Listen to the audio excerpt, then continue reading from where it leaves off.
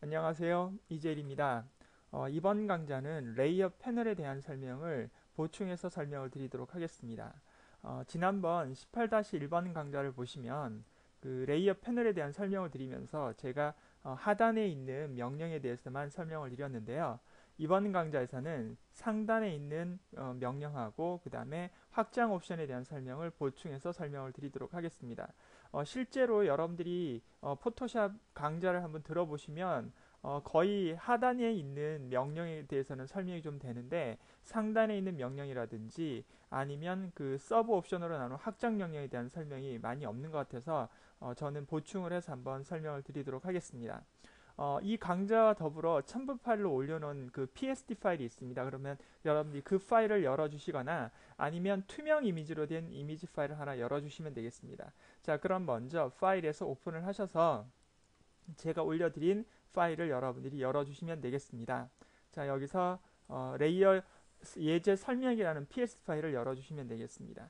그러면 이렇게 화면상에 3개의 레이어가 화면상으로 보이실 겁니다. 물론 밑에 백그라운드, 배경, 그 다음에 레이어가 나와 있는데요. 말씀드렸다시피 앞에 있는 눈 아이콘을 끄게 되면 해당 레이어가 그 스테이지 상에서 사라진다는 것을 확인하실 수가 있겠습니다. 그래서 백그라운드와 배경 레이어를 꺼주시면 어린이라는 레이어 형태는 지금 어린이만 그 불투명하게 돼 있고 나머지는 다 투명하게 나와 있는 이런 상태가 되겠습니다. 그리고 배경 레이어를 키게 되면 합성이 된 이미지로 해가지고 벽 앞에 쓴 어린이 레이어를 여러분들이 보실 수가 있겠습니다. 자, 그러면 상단에 있는 락에 대한 그 설명을 좀 드리도록 하겠습니다. 자, 그러면 배경 레이어의 눈을 꺼주시고요. 어린이 레이어만 활성화시켜 주시면 되겠습니다. 자, 첫 번째 락이라고 나와 있는 부분 중에 4개의 아이콘이 나와 있는데요. 이 락이라는 것은 선택한 레이어의 여러 잠금 기능을 설정할 수 있는 그런 기능입니다.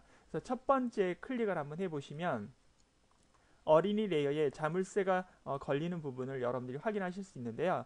이것은 투명한 부분만 자물쇠로 걸어둔 부분이라 보시면 되겠습니다.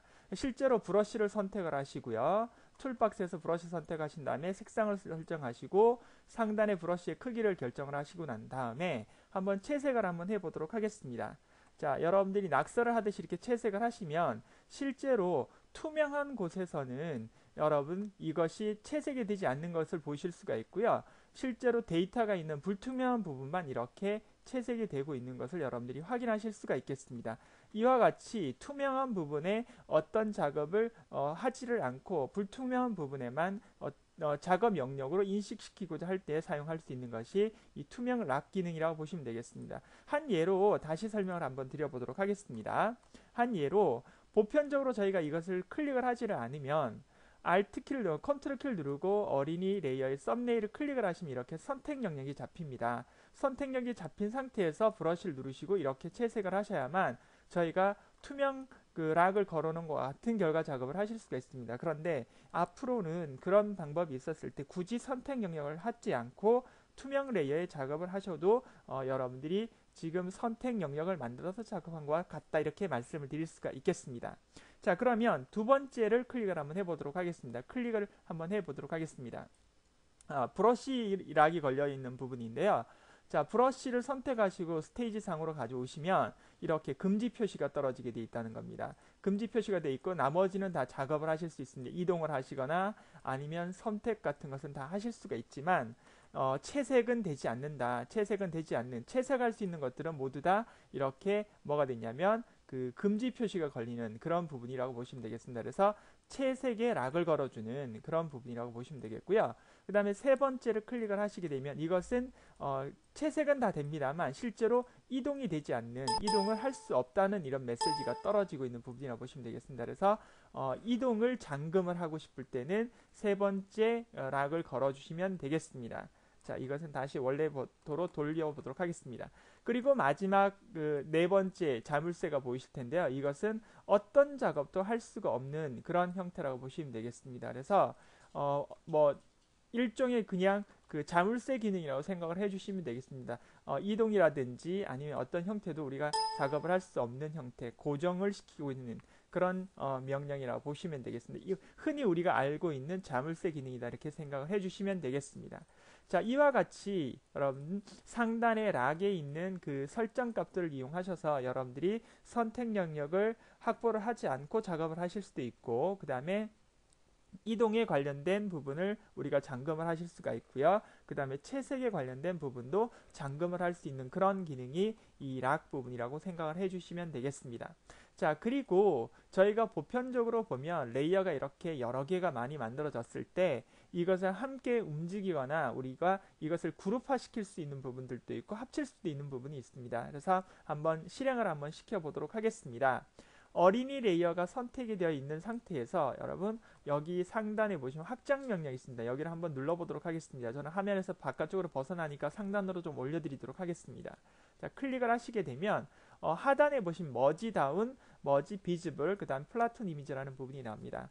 이 머지 다운이라는 부분은 바로 밑에 있는 레이어하고 합치겠다는 뜻이 되겠습니다. 그래서 선택한 레이어와 바로 아래 놓인 레이어를 합치겠다. 즉 다시 말하면 어린이 레이어와 배경 레이어를 합치겠다는 뜻이 되겠습니다.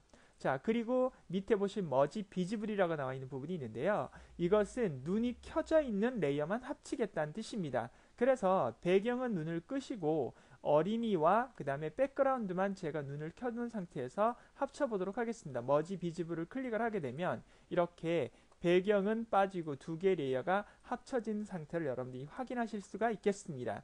자, 그러면 이번에는 하단에 보시면 플라톤 이미지라는 부분이 나옵니다. 이것은 가려진 레이어는 버리고 모든 레이어를 백그라운드로 합쳐주는 거라고 생각해 주시면 되겠습니다.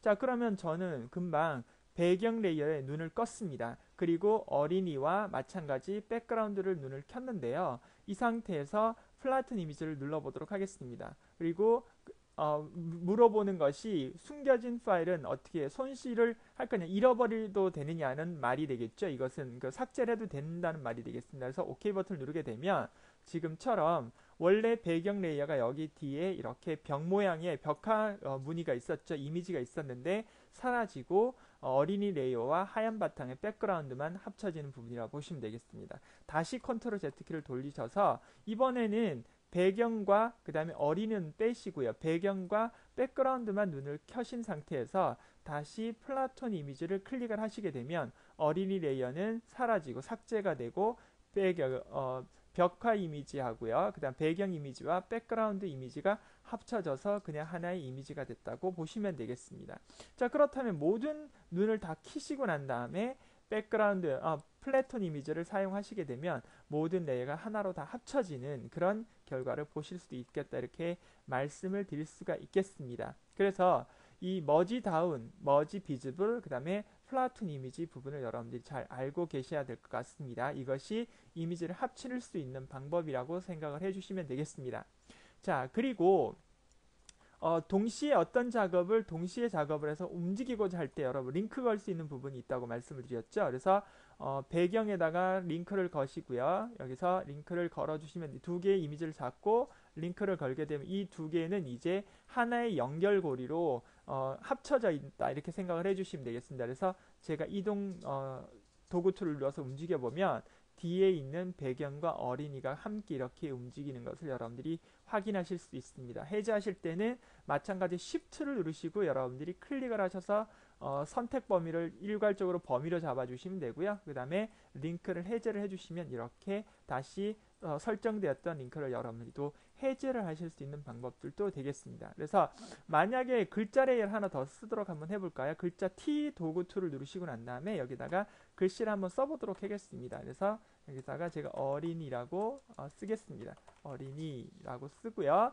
그 다음에 T 썸네일을 더블 클릭을 해서 편집 상태로 간 다음에 글씨를 적당히 좀 늘려보도록 하겠습니다. 자, 이렇게 된 상태에서 모든 이미지, 어린이 레이어와 그 다음에 그 어린이 이미지 레이어하고 어린이 글자를 같이 움직이고자 한다. 그러면 컨트롤 키나 Shift를 눌러서 여러분 이렇게 이미지 레이어와 T 레이어를 선택한 다음에 링크를 걸어주시고 난 다음에 이동 툴을 누르시게 되면 이번에는 뒤에 있는 배경의 이미지는 빠지고 어린이 글자와 어린이 이미지만 움직이는 것을 확인하실 수가 있겠습니다. 다시 한번 해제하도록 하겠습니다.